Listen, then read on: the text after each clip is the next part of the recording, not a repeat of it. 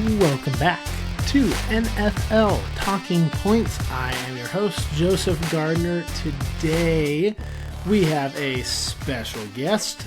I talk about him all the time. It is Matthew Arscott.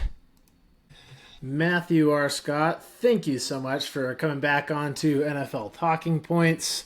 So glad to have you here to talk our power rankings. So much has changed this week. So happy to have you on. I'm so excited to be here. Yes, a lot has happened in the last week, and I'm very excited to talk with you about all of the changes.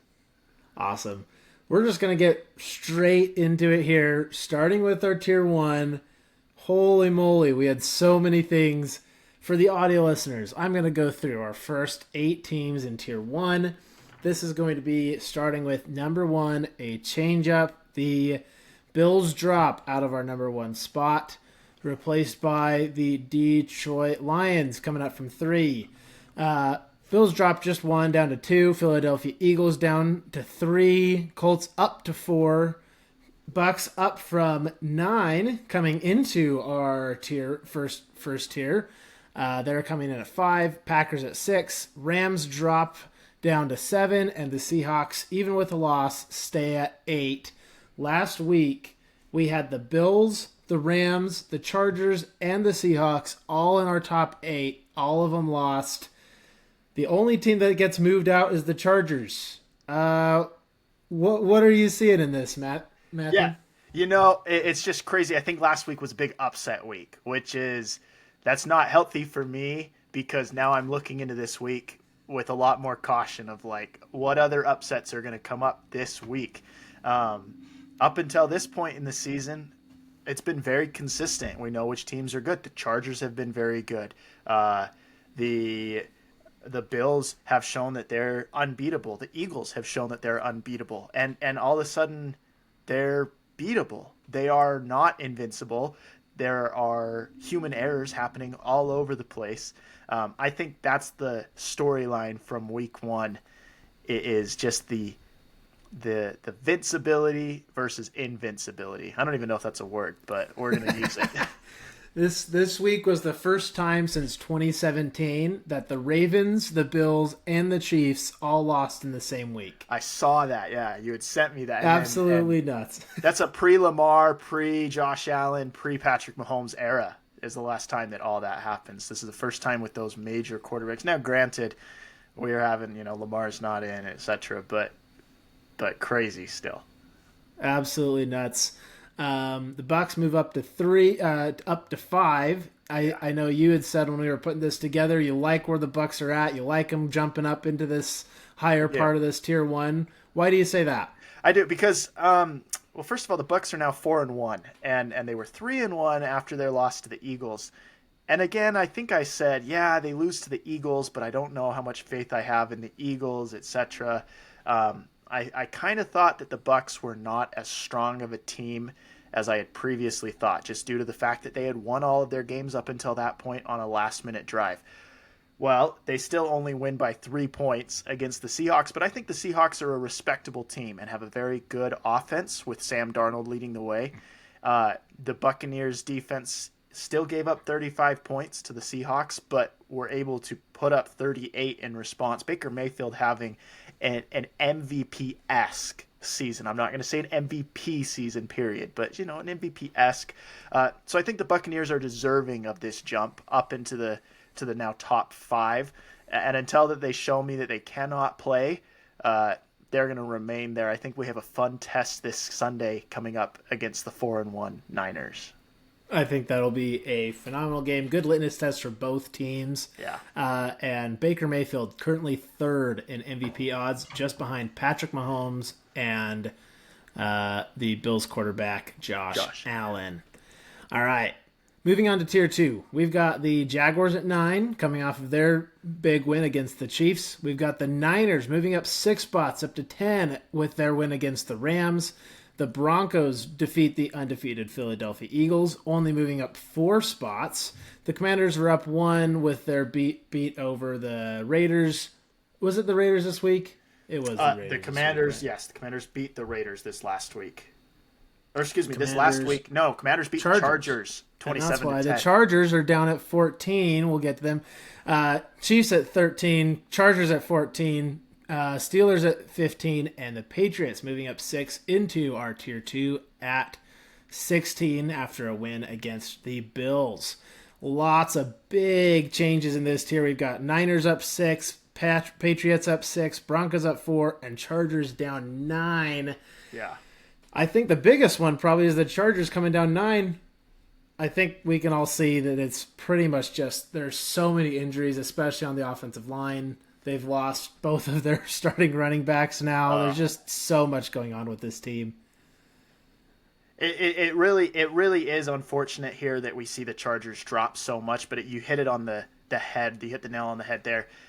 Running back game is just so weak at this point, losing both Omari and Hampton and it's not Joe Alt. Najee Harris, thank you. Joe Alt's on the offensive line, which they've also lost.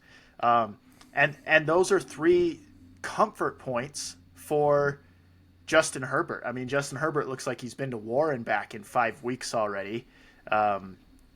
This is a tier of teams that are better than we might have thought previously and teams that are worse than we might have thought previously. And again, not worse due to performance per se, but worse due to also just the factor of injuries, as we see there in the Chargers. And the Chiefs there sitting right in the middle of this tier. Real interesting stat for you. We have Patrick Mahomes has more rushing yards than any running back on the Chiefs squad so far this year. So there's only one game that he hasn't been the leading rusher so far this year. That is crazy. Let me ask you, Patriots kind of swipe up into this tier and Niners jump up, of course, after their big win over the Rams. Are these teams that we can see sticking around for a few weeks, or do you think it's a little bit of a fluke, specifically with the Patriots? I think the Patriots are probably less of a fluke than the 49ers, in my opinion. Okay. Drake May, if you look at any statistic, is playing like a top 5 quarterback right now. He's playing out of his mind. They've got a decent running game as long as their running backs don't fumble the ball. Their defense is playing pretty well. This is a good, well-rounded team. Their special teams is playing well. The offensive line went from one of the worst last year to being one of the best this year. It's been a complete change around with how this team operates, and it all is centered around Drake May. He's just playing out of his mind. Really, really good quarterback play from him. He is, I think, I saw some statistic where if you look at second-year quarterback production, he's like 4th all-time, beating, only behind people like Kurt Warner, Yeah. and Justin Herbert in 2021 and Patrick Mahomes in 2017. Like, he's killing it. So good for him. I mean, I think that Drake May is very deserving. He's worked very hard, and then to get a big win over a team like the Bills, yeah, I think that they're very deserving of the top half of the power rankings, even though they just rounded out. But absolutely. All right, moving on to Tier 3. We've got the Houston Texans up 6 spots, up to 17 after their blowout over the moribund Baltimore Ravens. Minnesota Vikings down 1 to 1 spot, even after a win, but against the Browns that seemed pretty close. You got to come down a little bit there. Dallas Cowboys stay where they're at 19. Atlanta Falcons down 2 to 20 after a bye. Chicago Bears down 1, down to 21, also after a bye. Then we've got the Baltimore Ravens down 10. Same issues with the Chargers, just too many injuries to overcome right now. Arizona Cardinals down 2 to 23, and the Cleveland Browns coming up into our Tier 3 for the first time this year at 24. What sticks out to you here, Matthew? Baltimore Ravens being in a similar position that we see the Los Angeles Chargers, dropping about the same amount of spots between the two of us in our picks. It evens out just perfectly for me. I think that this is right where they're at right now. A 1-4 start, really rough. I don't love the talk about John Harbaugh being in the hot seat. A lot of people think that he's fighting. Not a lot of people. I read some articles thinking that he's fighting for his job. We will see how they continue to play. Lots of injuries plaguing them, as you said. really fun statistic, not for a Ravens fan or for the Ravens team, but for anybody else, fun statistic. The Ravens have allowed more points this season. That's 177 in 5 games than they did the entire 2000 season, where they only allowed 165 points in 16 games. Mike McDaniel, or Mike McDonald, coach of the Seattle Seahawks now. He's got his defense playing out of this world, and you can see where that has left this Ravens team. The thing that surprised me in this tier is the Houston Texans now beating our number 22 Ravens team, jumping up 6 spots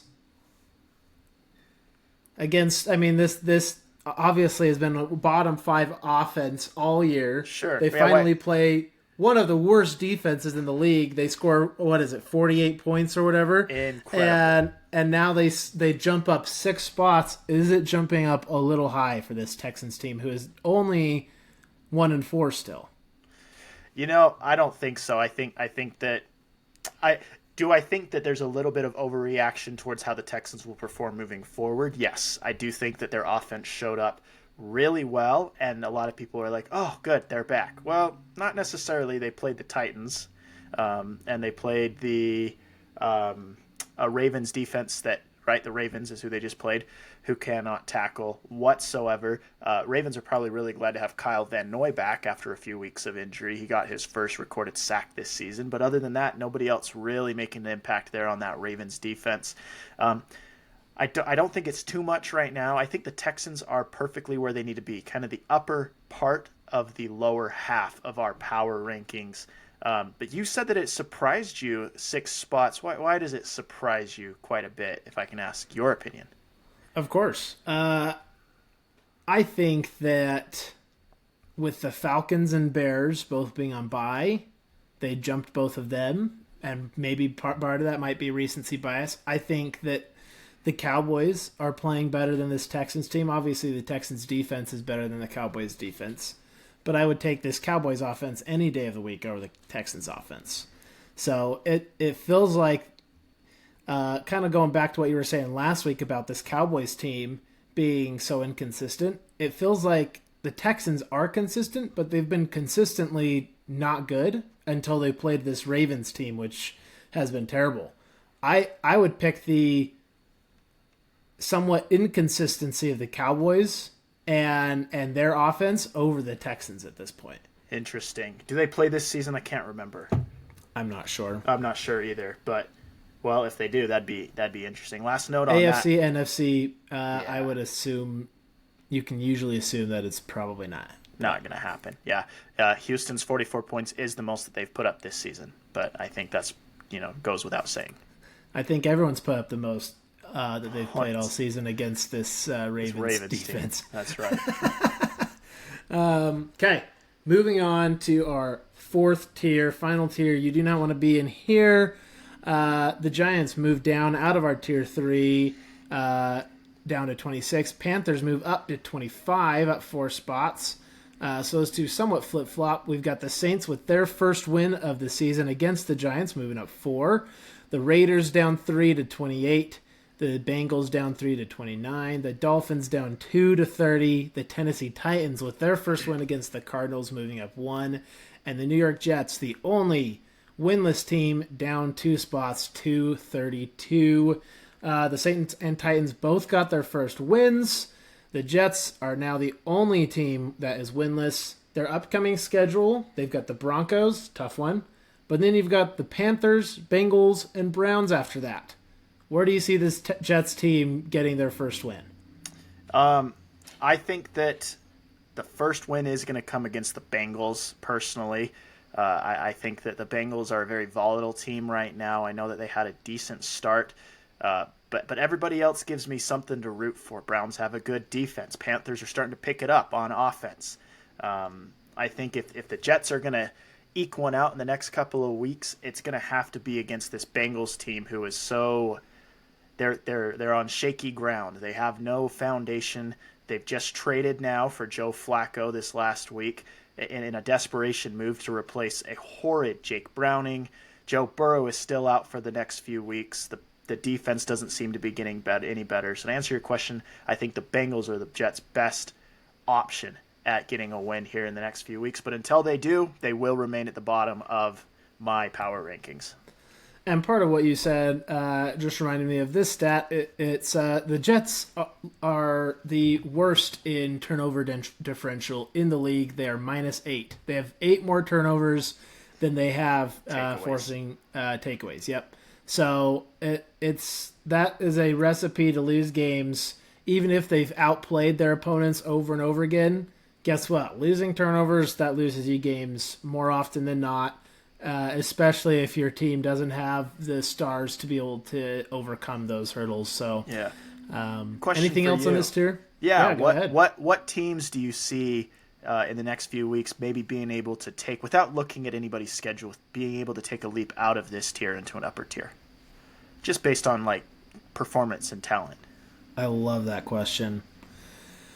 Jets no, Titans no, Dolphins no, Bengals no, Raiders no. I could see the Saints. I like their team. They're playing with heart. They've done so all year. They've played close games all year. I could see them, and they've got some pieces. They've got a good running back. Spencer Rattler hasn't had almost any turnovers. It's been a pretty solid team. They've just had a tough schedule. Giants, if Jackson Dart can keep improving, have a good shot, especially with their defensive line. And the Panthers, like you said, they're improving on offense. They've got a good passing defense, but that all relies on Bryce Young. And I actually trust Spencer Rattler and Jackson Dart probably over Bryce Young at this point to get them out of this tier. So for me, Saints, Giants are probably my 2. Okay, love it. Sweet. All right. Next thing with our rankings here that we've put in with our power rankings, I have gone ahead and picked out in order. If this were the way that the records ended at the end of the year, we've got our playoff picture here in the top right of our thing here. For the audio listeners, I will list that off now. This playoff picture will be is based off of our power rankings here that we did combined. In the NFC, with the 1 seed leading the NFC North, we've got the Lions.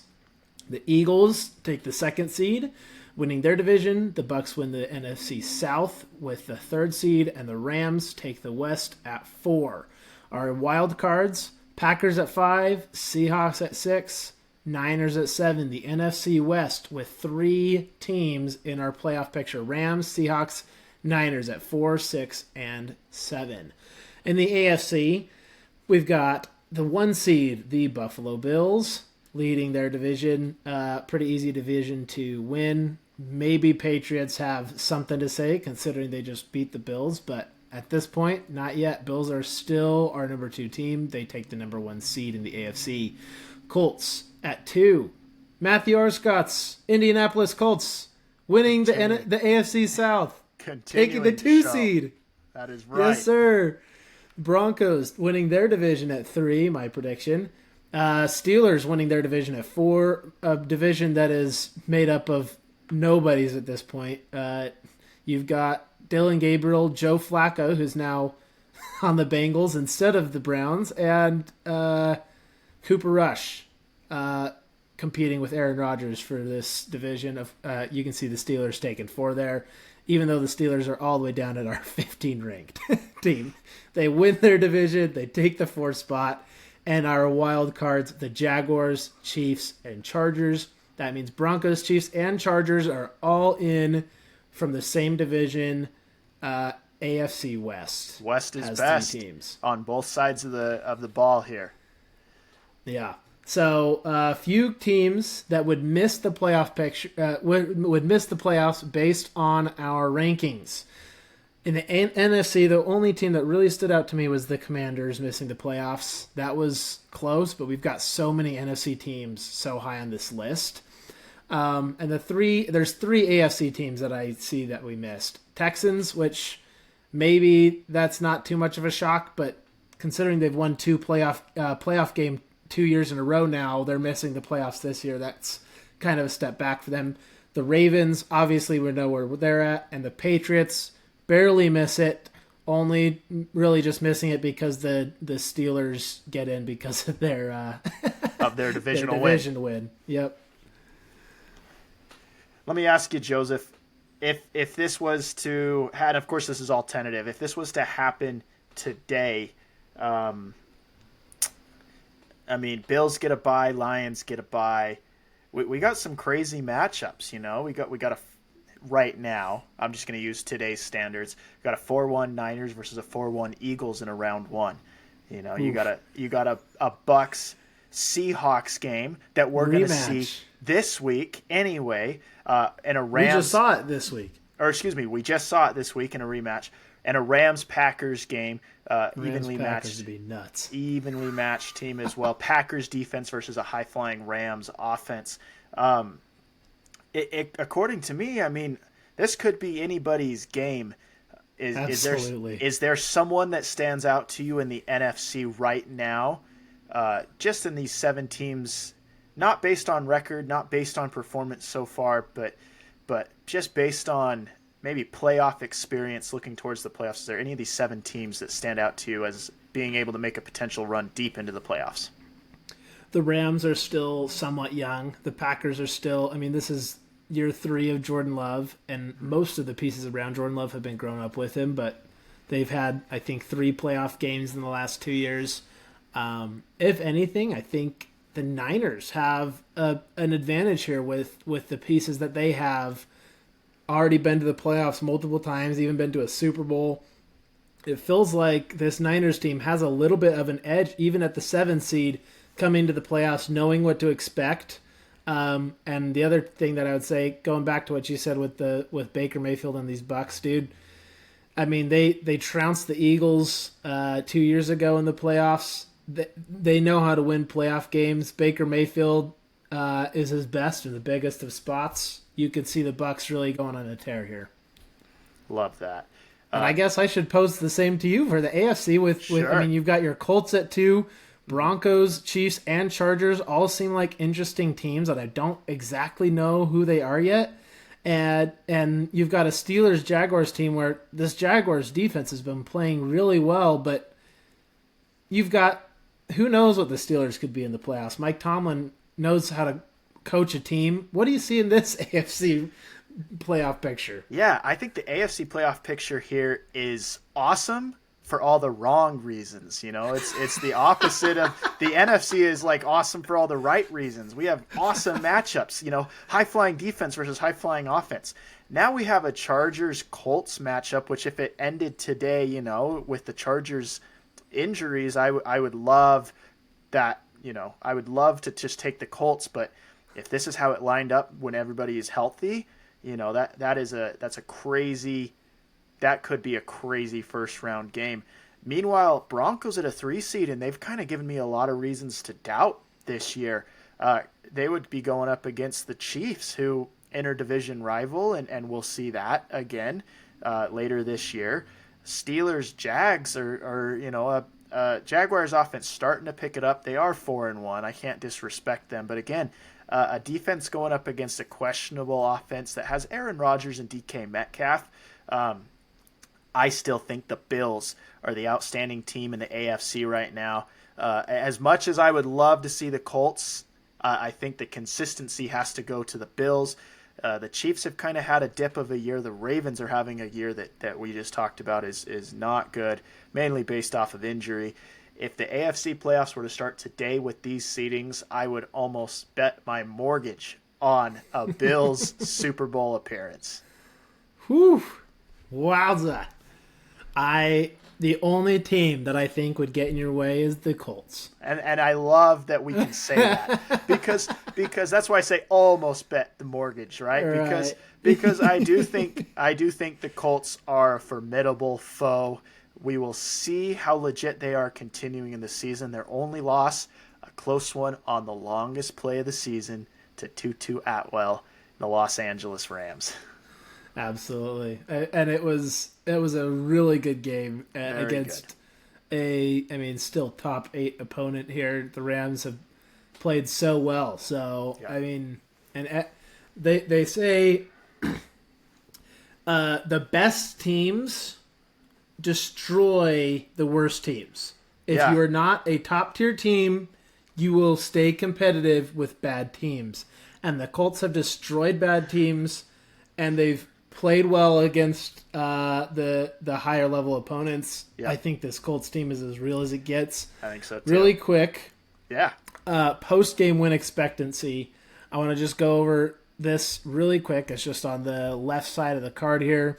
If you were to look at DVOA splits, total plays, penalties, a few of these different stats, and then ask, given these underlying statistics, how often would each team expect to win, and then put out the records from there, you actually have the Rams at 1, and the Colts at 2, Seahawks at 3, Packers at 4, Lions at 5. All 4-1 except for the Packers, who have only played 4 games, would be 4-0. That's our top 8. If you include the next 3, Bills, Jaguars, Bucks at 3-2, Bills at 3-2, seems kind of crazy. But if you take all these top 8, of those 8, 9 of our 8 are there. Jaguars are at 9 for us. The one team that's missing is the Philadelphia Eagles, who, according to post-game win expectancy, dropped down to number 19 at 2-3. What? What is this showing us? Yeah, I think that what we're seeing is an Eagles team who has won based off of a big man returning a fumble for a touchdown. They've eked out a couple of competitive games, and then they lose to a competitive Broncos, as they should have. They're 4-1 as of right now. I think the post game win expectancy is much more accurate as to how we should look at this team moving forward. Now, I know, we can throw our hands up in the air and go, they should be 2-3, but they're 4-1. It's not to diss on the Eagles. That's just saying, guys, this is how you're playing right now. I think and I know that there's got to be people in the front office or in the coaches' offices that are seeing stats like this. It's giving them a great opportunity to really reflect and say, hey, what are we missing? Instead of saying, hey guys, way to go, we're 4-1, let's just keep rolling. At least I would hope that the crew over there in Philadelphia is looking at this more as a 2-3 team instead of a 4-1 team and treating it as such. Absolutely. I love it. Anything else you have on our power rankings or our playoffs or anything like that, Matthew? You know what? Just post-game win expectancy list is just awesome. I hope that we can keep this up because it really does give me an idea of, you know what? When I think that a team is playing a certain way and then I see this list, it kind of confirms for me that. A couple of outliers for me would maybe, and this is just AFC South bias, but maybe the Jaguars. I'm like 3-2, really, but everybody else makes sense. And anyway, we'll keep that rolling. I hope, Joseph. That's a great list. Love it. Thank you, Matthew. Matthew Arscott of the Matthew Arscott Sports Show. You can find his show on Spotify, Apple Podcasts, wherever you get your podcasts. Follow him on Instagram as well. Matthew, thank you so much for joining NFL Talking Points. Thanks, Joseph. Excited for this week. Thank you.